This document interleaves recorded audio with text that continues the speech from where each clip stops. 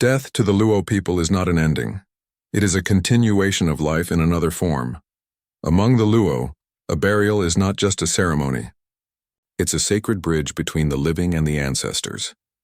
It is where tradition meets spirituality, and where family meets eternity.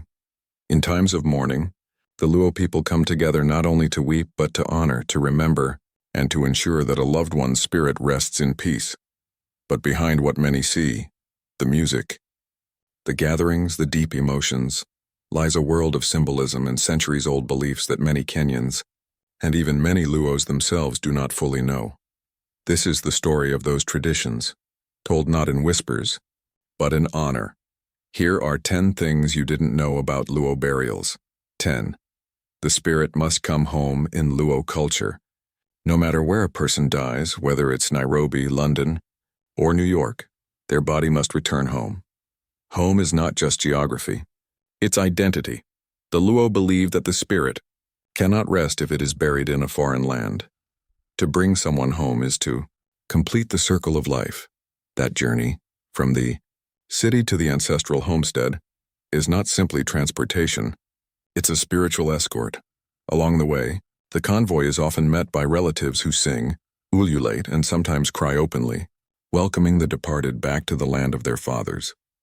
Because to the Luo, death away from home is incomplete, but burial at home is peace. 9. The night of vigil. Dut before burial. There is the dut, the night of keeping vigil. It's not just about staying awake. It's about staying together. Family, friends, and neighbors gather all night to share stories, songs, and memories. They cry, they laugh, they tell tales of the deceased, celebrating their humanity. It's during dut that emotions are freed, where grief turns into storytelling and memory becomes medicine. For the Luo, dut is how the living escort the spirit on its journey. No one dies alone, and no one leaves in silence. 8. The homestead must be ready among the Luo. The preparation of the homestead before burial is symbolic and sacred. It is believed that death must find order, not chaos. So when a loved one dies, the family prepares the compound, not just for visitors, but for the ancestors who will receive the soul. The grave is dug carefully, often by young men, guided by an elder. Where the person is buried depends on their status. A father is buried in front of his house, a mother near her kitchen, and a young unmarried person in a separate area. Every placement carries meaning, a story written in the soil. Even the direction of the body matters. The Luo believe that when buried facing the sunrise, the deceased wakes to new light in the next life. 7. The arrival of the body. When the body arrives, everything pauses. The air itself seems to hold its breath. There is ululation, a mix of joy, sorrow, and reverence. Some women wail in high-pitched tones, expressing pain that words cannot. It's not a performance. It's a release of emotion and respect. Before entering the home, the coffin is often lifted 3 times, symbolizing the transition between worlds, life, death, and eternity. The eldest family members lead prayers, calling on the ancestors to welcome their child home, and in that moment, the entire community feels connected, across generations, across time. Like the symbolism of cows and goats in Luo burials, animals play a symbolic and social role. A cow or goat is often slaughtered, not out of extravagance, but as a sign of respect. The meat shared represents unity. It feeds both the mourners and the spirit. It's said that the smell of the roasted meat calls ancestors closer, that they too feast as the community remembers one of their own. Among the Luo, sharing food after a burial isn't about appetite. It's about acknowledging that life continues, and that even in sorrow there is community. 5. The widow's rituals for widows. Luo traditions are some of the most emotionally charged and complex. Traditionally, a widow would go through a cleansing ritual, symbolic, not harmful, to separate her from the shadow of death. In ancient times, this involved symbolic washing or blessings to protect her from spiritual misfortune. Modern families now interpret this differently, with prayers and counseling replacing older customs. But the heart of it remains the same: to protect, to release, and to help her begin life again with dignity. Because in the Luo worldview, death is powerful, but love must remain stronger. 4.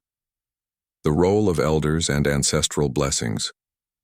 Every Luo burial must be guided by elders, the custodians of tradition. They determine how, when, and where the rituals are done. Their role is spiritual. They connect the living with the world beyond. Before burial, they speak blessings. Mikai, the first wife, may lead prayers for unity, and during the ceremony, an elder might pour a small libation on the ground, a sign of sharing with the ancestors.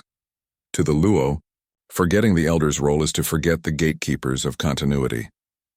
3. The night of drums and dancing. Some Luo communities, especially in earlier times, music played through the night after burial. Drums beat not in celebration, but in rhythm with the heartbeat of the departed soul. The dances were both mourning and release, a way to say, "You lived fully. Go in peace." Even today, songs of memory and tribute are sung, blending modern gospel, ohangla, and folk music. Because for the Luo, music is medicine. It heals what words cannot. 2. The belief in chweo, cleansing after death after burial. Life doesn't resume immediately. There is chweo, the cleansing period. This is when the family symbolically removes the shadow of death from the home. Tools used in the burial are washed or burned. Bedding is replaced, and sometimes the family visits the lake to wash their hands, letting the water carry away sorrow. It's not superstition. It's therapy through tradition. A reminder that while death visits, life must continue. 1. The final return. Uoth Kod Ruoth, journey with God. At the heart of Luo belief is that no soul dies. It simply goes to rest with God. When the last prayer is said, when the last drum goes silent, the family whispers one phrase, Uoth Kod Ruoth, journey with God. It's a farewell and a blessing, a declaration that death is not the end, but the beginning of eternal peace. For the Luo, the spirit of the departed remains part of the family, watching, guiding, protecting. And so, in every Luo homestead, there's always a quiet space, a corner of memory where names are not forgotten, where stories are retold, and where love endures beyond the grave. The Luo people have carried their burial traditions for centuries. Through colonization, modernity, and faith, they have adapted, redefined but never forgotten their roots, because for them, honoring the dead is the ultimate expression of love. In every song sung at a vigil, in every tear shed by the fire, and in every prayer whispered under the stars, the Luo remind us that death may take the body, but never the bond. And as Kenya mourns one of its greatest sons, we too learn something sacred. To die remembered is to live forever.